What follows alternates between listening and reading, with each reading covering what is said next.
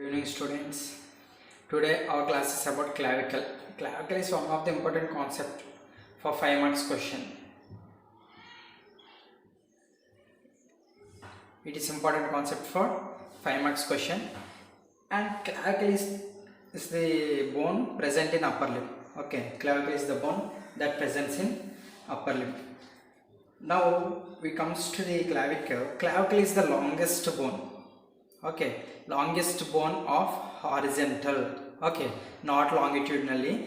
Clavicle is the longest bone of horizontal. That means like this. Okay, next it supports the shoulder so that the arm can swing clearly away from trunk. That means it supports the shoulder joint. It gives support to the shoulder joint so that arms are away from the trunk, as well as it can swing freely and it will be movable very comfortably. Okay, next one of the important point in clavicle is it transmits the weight of limb to sternum. Okay, it transmits the weight, that means it transmits the weight of limb, that means limb means hand. Okay, it transmits the weight from hand to the sternum. For example, if we lift any weight from with the hand, we can feel some uncomfort at the sternum region. So that is because the clavicle transmits the weight from limb to the sternum. Now we comes to the side determination, and side determination, when we see the side determination, we have to divide the clavicle into two parts, that is lateral side and medial side. We have to find what is lateral side and what is medial side. At the lateral side, the lateral end is flat like this, but we can see both sides are flat like this. Okay, so one more feature is at the medial side, it is quadrangular shape. See, we can see the shape like this, so it is quadrangular shape. So medial side, we can determine the medial side that it has a quadrilateral end and it is large. See, medial end is larger than lateral end. Okay, next the shaft is curved. Okay, next it is curved, convex at a medial side, that means convex at the medial side and concave at the lateral 1/3. Okay, lateral side is 1/3 and medial side is 2/3. It is convex at medial side and it is concave at lateral side. See, this is concave and this is convex at this side. Okay, next at the inferior surface, we can see groove, longitudinal groove in the middle 1/3.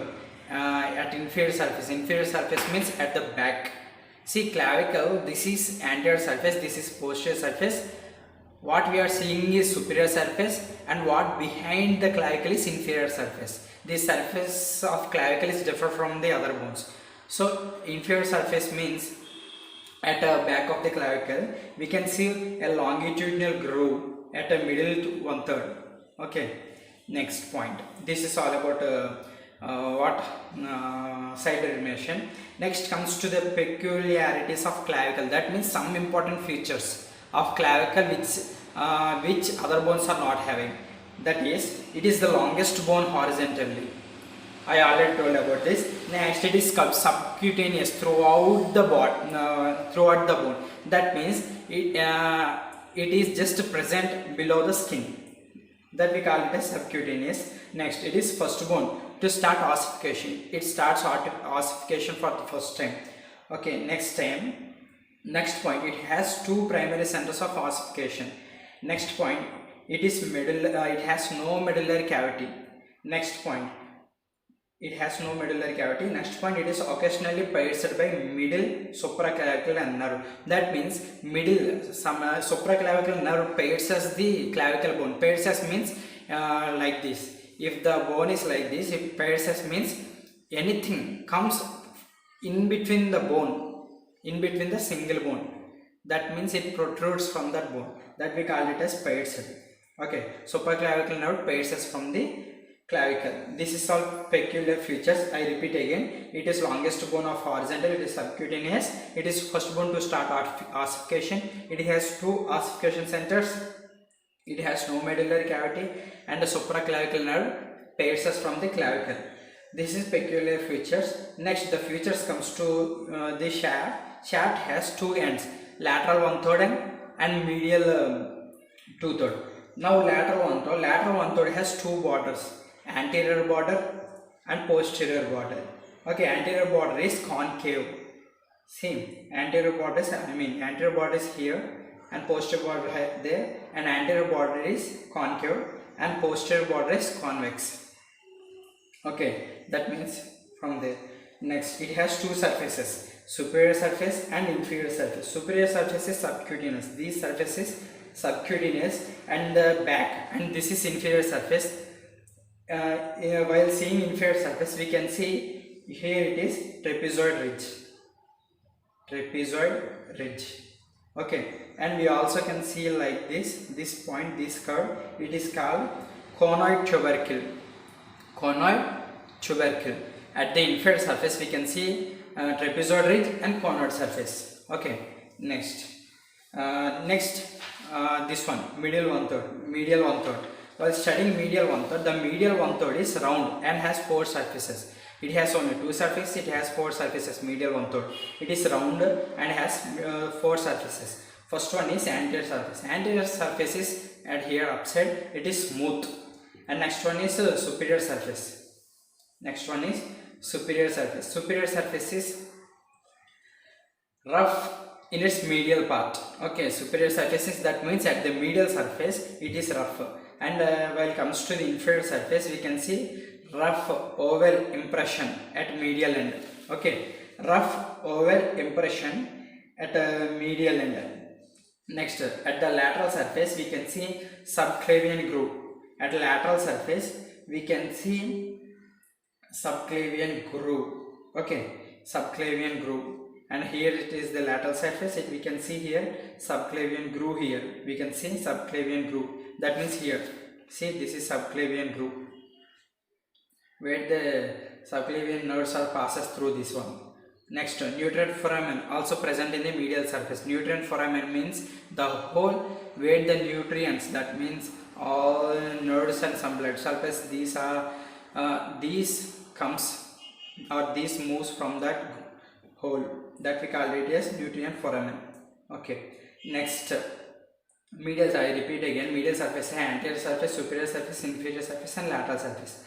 From anterior surface it is smooth and superior surface it is rough at medial surface. At inferior surface it is round oval impression at medial end, and at lateral surface it has subclavian groove as well as nutrient foramen. That's it. Next comes to the lateral and medial ends. That means this is lateral end and this is medial end. This is lateral end, this is medial end. Lateral end is flattened. See, lateral end is also called as acromion end because it articulates with the acromion to give support to the shoulder joint. So lateral end is also called as acromion end. Okay, it is flattened and bears facet that articulates the acromion process to form acroclavicular joint.